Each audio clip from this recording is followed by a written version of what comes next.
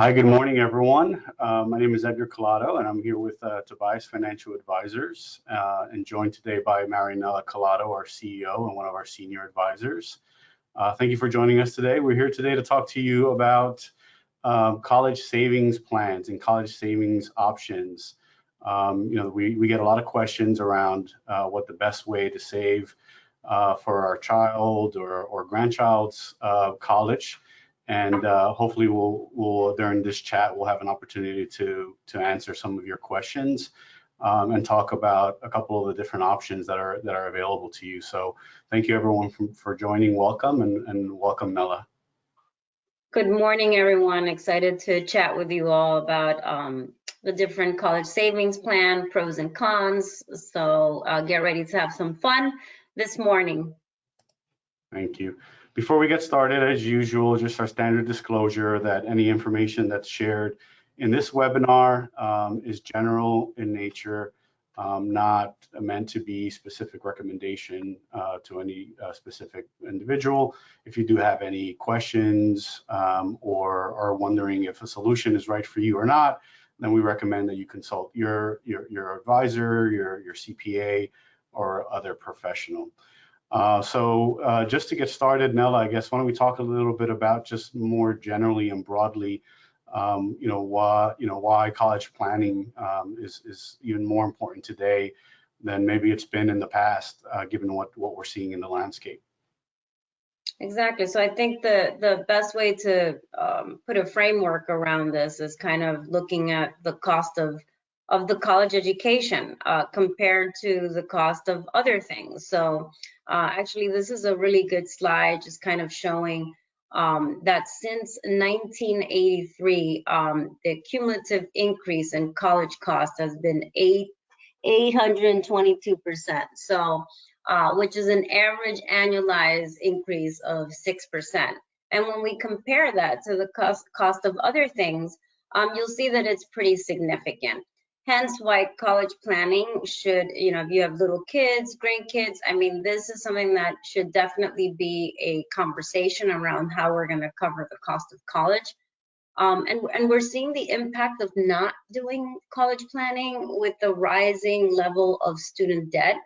And we work with a lot of clients, and when they come and they're young, they're starting a career, it's kind of, it's such a drain on them starting a career and having so much student debt. So it really is something that should be planned for early on so that it doesn't cause such a burden on your children or grandchildren later on as they get through college, which is a serious issue. So definitely it's clear from the inflation rate on college education that this is something we need to be planning for. Now, when you do plans or you work on plans for clients, I mean, what kind of inflation are you looking at? Are you using something around this 6%?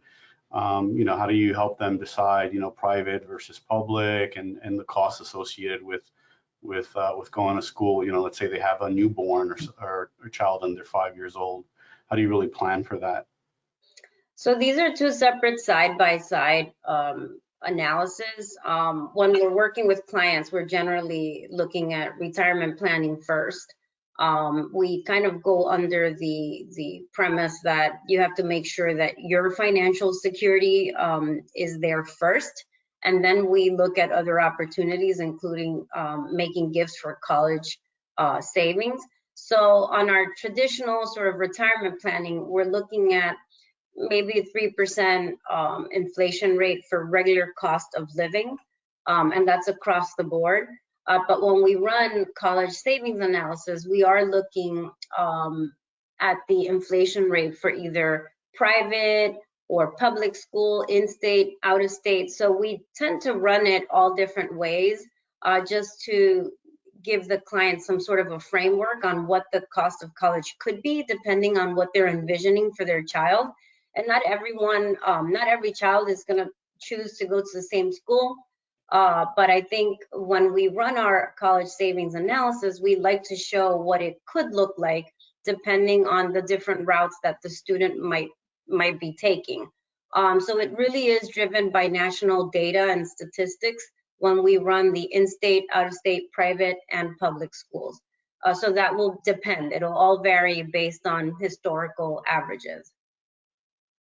Thank you. So, sometimes we hear about, clients and, friends and colleagues, they'll say, you know what, I'm not going to bother saving for college. I'll just deal with it when the time comes, whether that's taking out from my retirement accounts or taking out loans. But what are the advantages really of thinking about and planning versus non-planning?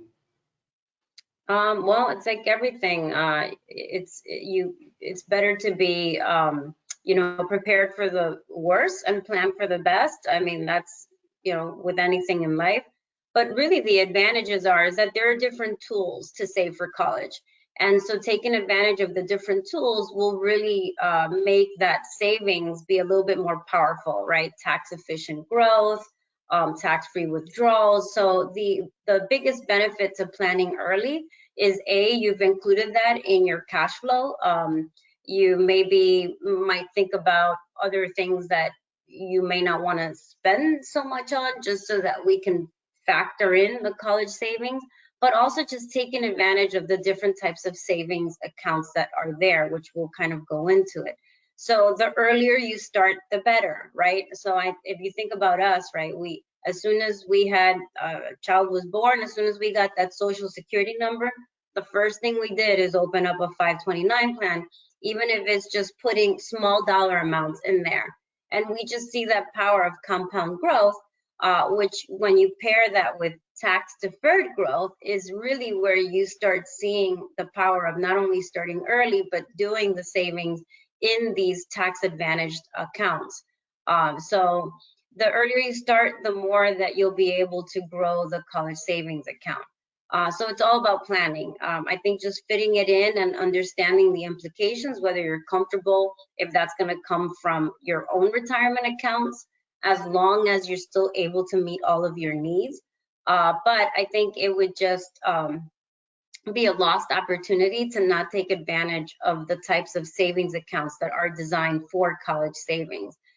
So I think this is a really good picture of the power of savings for college and planning in advance. So those who plan basically have 2 times more the savings available for college than those who don't plan. And then kind of you're just taking away from your own retirement savings, which is not, if you didn't plan for that, it's not a good strategy. What do you hear, and this is, not official survey data or anything like that, but how do your clients feel about, their children or grandchildren, taking on debt to pay for their education, or are more of them saying, hey, I don't want my children to have any debt, or is there kind of like a number or a magic percentage, let's say, of tuition costs that your clients are comfortable with their children having in terms of college debt? So it does run the spectrum from some clients saying, I don't want them to take on any debt, I will pay for everything at all costs, to I want them to take on all the debt, they need to be fully responsible, and we'll figure out how to help them later on. I think it comes down to, everyone's values are different. So some of our clients feel that by having them take on some student debt and be responsible for some of the cost of their education, they have some skin in the game. So they're going to be a little bit more serious getting through college. Then if everything is given, then, maybe they don't feel as vested in the success, in their own success. So it does run the gamut. I've seen a sort of a potpourri of a little bit of this, a little bit of that. So everyone is different. I have a client now where their child had to take care of everything via student debt. And now we're kind of strategizing on how we're going to help, because the student was so responsible, got herself through med school. So now we're planning to kind of come in with the parental support. So it all depends. I think it doesn't have to be one or nothing, all or nothing. It could just be a mixture of different things. So partially covered by parents, partially some debt, so they can learn some budgeting and just sort of planning early on.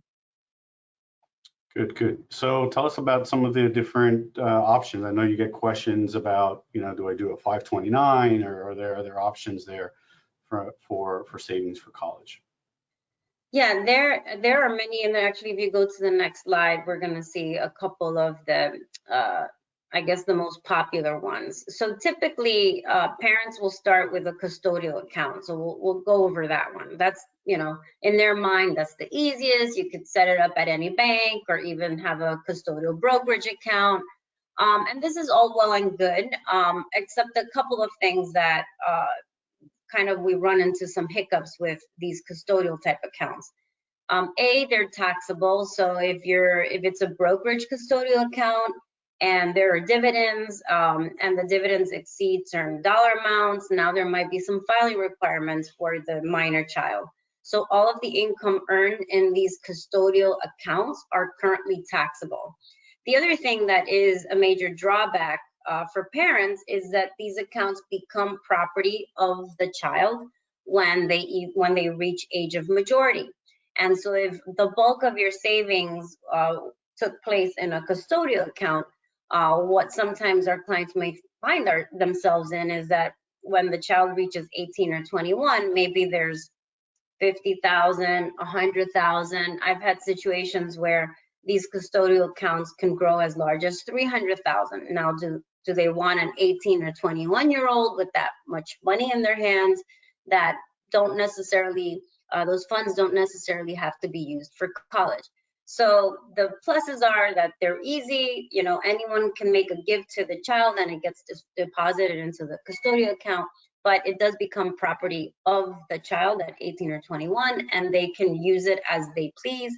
Sometimes at that point, we're thinking about either converting these custodial accounts to 529 plans or sort of putting them in trust so that we can protect the child from themselves or other outside forces. So this is one tool. Again, it doesn't have to be one or nothing. I mean, we can have a little bit of this one and a little bit of the other accounts that we're going to talk about. The Coverdell is one of those accounts that people don't really talk about. I think when the 529 plan came in the picture, it really sort of overshadowed the benefits that were intended with this Coverdell Education Savings Account. So some of the pros here is that you do have tax deferred growth. And if it is used for education, must be used for education, it is basically tax-free distributions for education. The problem is that there's a limit to the amount that can be contributed annually per beneficiary. It's limited to $2,000 a year. On the plus side, it doesn't really affect financial aid if that's something that the family is looking to benefit from. And really, the assets are removed from the donor's taxable estate, doesn't belong to them, which is a key thing. But this has really been completely overshadowed by all of the pros that come with a 529 plan, which really is the creme de la creme college savings tool. There's so many benefits associated with 529 plan that it just really overshadows any other strategy. And let's talk about them. These investments are growing tax deferred. You can contribute, the annual exclusion amount. So unlike a Coverdell where you can just do 2,000, here you can, a parent can put 15 or 30,000 if they're married. But the other neat thing is that it allows you to front load 5 years worth of contributions in 1 year into the 529 plan. So this way you have all the funds in there upfront, growing tax deferred. So there's no limit essentially in how much you can contribute. There is a maximum when the value reaches a certain level. These are state plans, so every state has a different limit. But there's no limit to how many different plans you may have. So if you reach a limit in one state, you can go to another state, which is pretty powerful. And so there is low impact on financial aid as well. The assets are also removed from the donor's taxable estate, which is, we'll talk a little bit more about creative ways to use 529 plans for some estate planning. But essentially, these are probably the most powerful tool in in your toolbox for saving for college. Now, I just want to bring something up, because the more conversations I have with different clients and prospects about sort of the pecking order, where do I go first now? What account comes first? And, I'm doing this, what comes next? So I'm going to just reiterate that once we have assessed that our clients are able to meet their needs, right? So we've run these projections for them. We're on track. We're 90% probability chance of success that we'll be able to meet all their goals. And then we start incorporating gifts, whether these are to 529 plans, to custodial accounts, or any other types of gifts. I just want to reiterate that pecking order is so important. I had a meeting with an individual, and we were talking about, where does the 529 plan come in her overall savings strategy. So we talked about maximizing 401ks. We talked about IRAs. So really the epiphany that I had as I was having this conversation with this woman is that 529 plans are great. I'm a huge fan. I have one for each of the 3 boys, so I definitely believe in them. But you should first be looking to maximize other tax advantage accounts before you get here. In other words, if you only have excess cash available on a monthly basis of, say, 10,000, but you still haven't done your Roth IRA contributions, in my opinion, that should come first. And the reason being is, and this is not on here, but you often hear people say, don't use your retirement accounts to pay for college. But if you're sort of going through that pecking order of where does that next dollar of savings go, they should really be filling up these buckets in a specific order. And I'm going to put, and I'm recorded here, I guess, I'm going to put the Roth IRA for the parents as a first priority before the 529 plan. And why am I saying that? And that may be a bit of a shock to those listening, is just because the Roth IRA is tax-free. Is tax-free. It doesn't matter what you're using those funds for. So while 529 plans are powerful tools, I think they should come next in line to the Roth IRA for the parents, because they're just another resource for the parents, whether that's retirement or college savings. Does that make any sense, sort of how I'm outlining that? Is that something that's clear? Yeah, it does. And I think in a couple of months, we're going to have another monthly chat specifically on like the Roth IRAs and Roth 401k. So we'll probably have an opportunity to explore it a little bit more. But it does, right? At the end of the day, one of the benefits of 529 plans is the tax-free investing and use of the funds.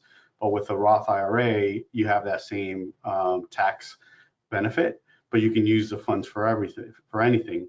Whereas, with the 529, you're limited to obviously qualified education. Nella, I'm going to pause here for a second because we have a question, and also remind everyone that if you do have a question, you can type it in using the chat box.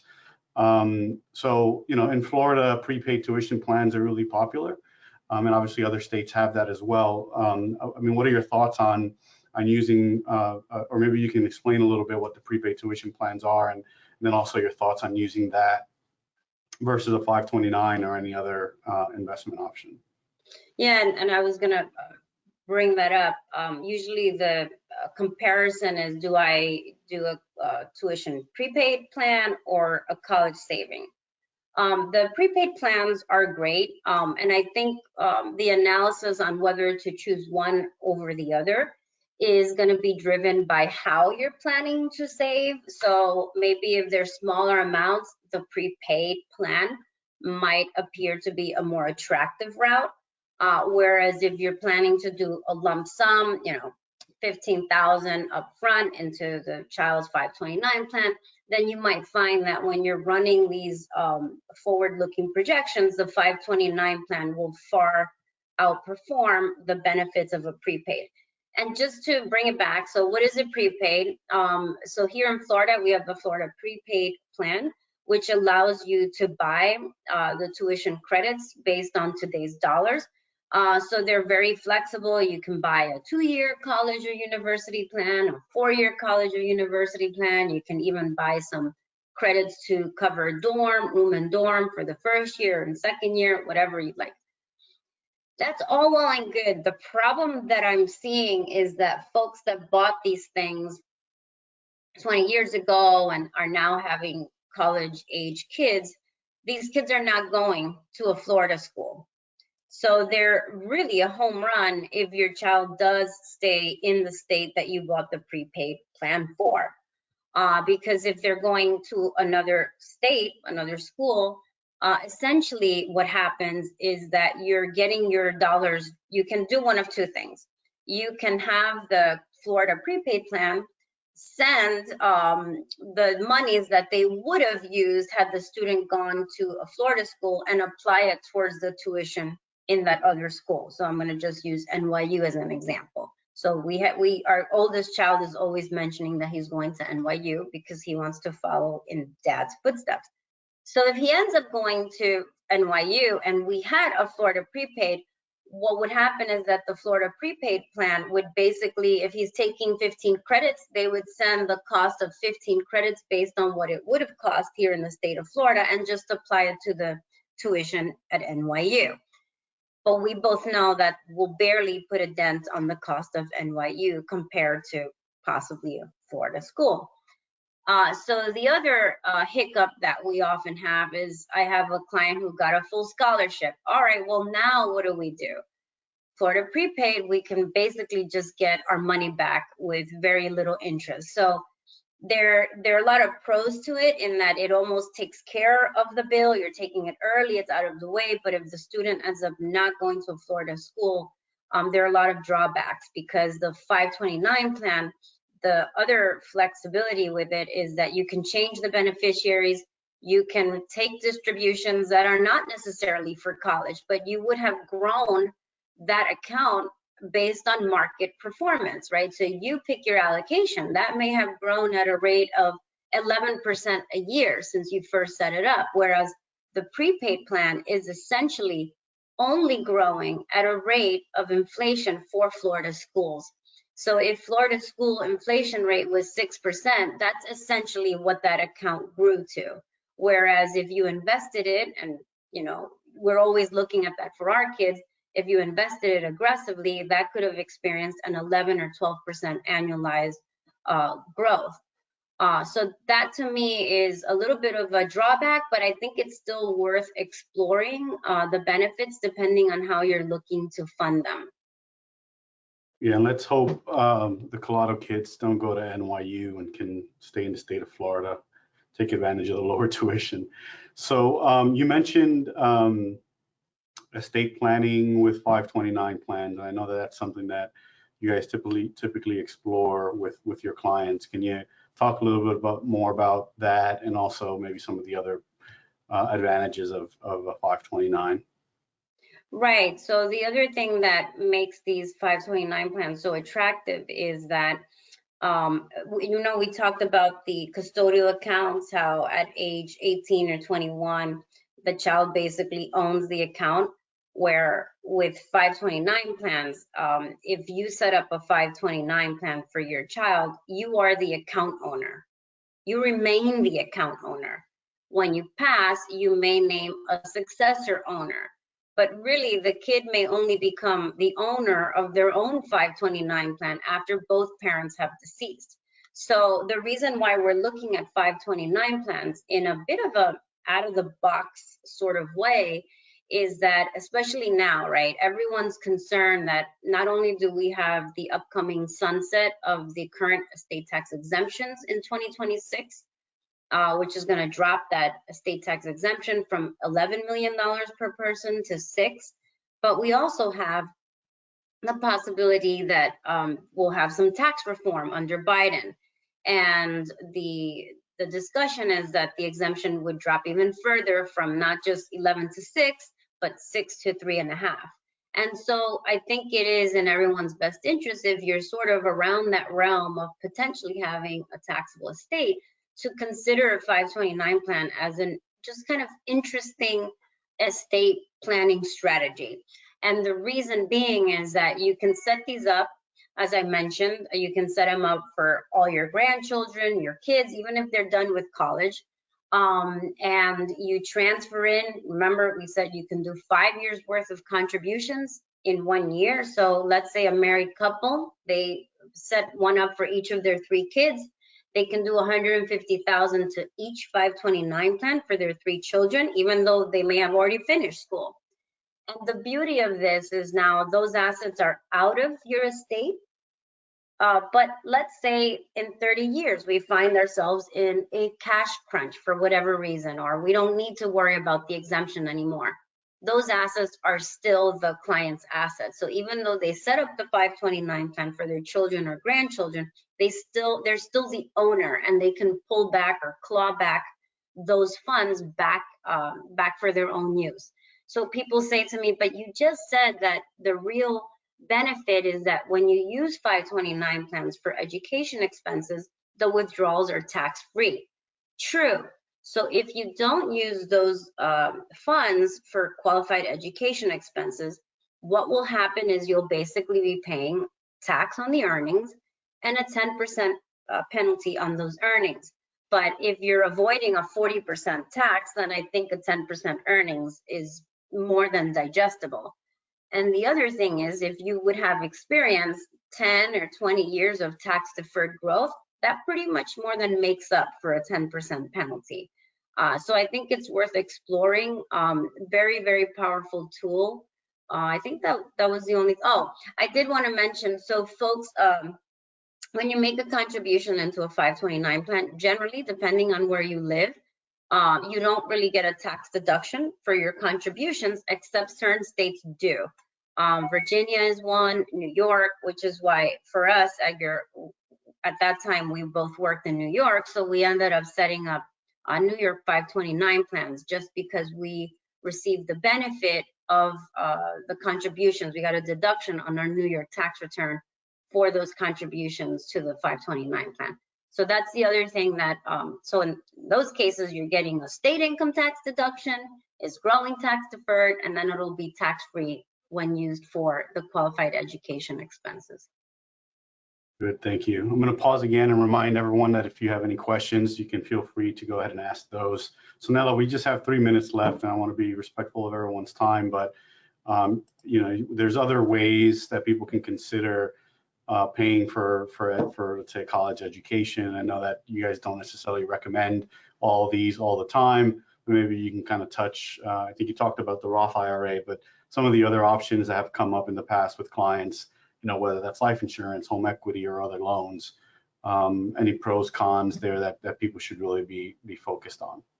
Yeah, and again, if I had to put anything above the 529 plan in terms of pecking order, it would be the Roth, just because that should be maximized before we end up putting any excess cash into the 529 plans.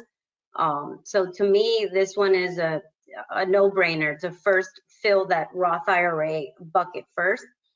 I often hear people say, well, my insurance agent recommended I buy an insurance policy for my kids so that I can build some cash value and use that for tuition later on. I think I often use this analogy. You know, this is an expensive structure to try to save for college. And oftentimes those tiny premiums aren't really adding up to much in cash value to be used really to cover any meaningful college expense. So that's not a route we ever recommend. Life insurance has its purpose, but I wouldn't associate college savings with life insurance. Home equity, you know, again, this is where if we didn't plan for it in advance, we might end up here between a rock and a hard place. And now how do we cover tuition? You know, my view, and I often tell you that, is that we will be having conversations with our children in terms of affordability when they're going to college. So I personally would never envision myself pulling a home equity loan to cover their college expense, but everyone feels differently, you know. This to me would again be a resource of last resort. I wouldn't jump to pull out a mortgage from your house to cover college expenses. they have student loans, or they may make other choices that fit the budget at that time. Private loan, I think at this point, the student should have already exhausted their opportunity to obtain just regular either financial aid or loans through their program before they go to private loans, just because this will be a little bit more, possibly more expensive. But oftentimes, you know, for our clients, you know, we have a client now whose grandchild went to school, accumulated all these student loans, and our client just paid off all their student loans and basically refinanced their outstanding student loans. So that's an option. And our clients, for the most part, we're encouraging that if they can afford to just pay for their children or grandchildren's tuition outright, to do so. So again, you know, everyone is different, and these are conversations that should probably have a deeper review before jumping into anyone's strategy. That's great, thank you. So we are out of time, and I want to be respectful for everyone's time. If you did submit any question that we weren't able to answer, we'll go through those questions and get back to you. Nella, once again, I'd like to thank you for your time today. Hopefully everyone was able to learn a little bit more about 529 and retirement or college planning. And as usual, if you have any questions, if you're an existing client, feel free to reach out to your advisor. And if you're not an existing client, you know, give us a call, and we're happy to talk to you a little bit more about this and anything else that might be of interest to you. Nella, thank you again. Everyone, have a wonderful day. Thank you so much. Thank you.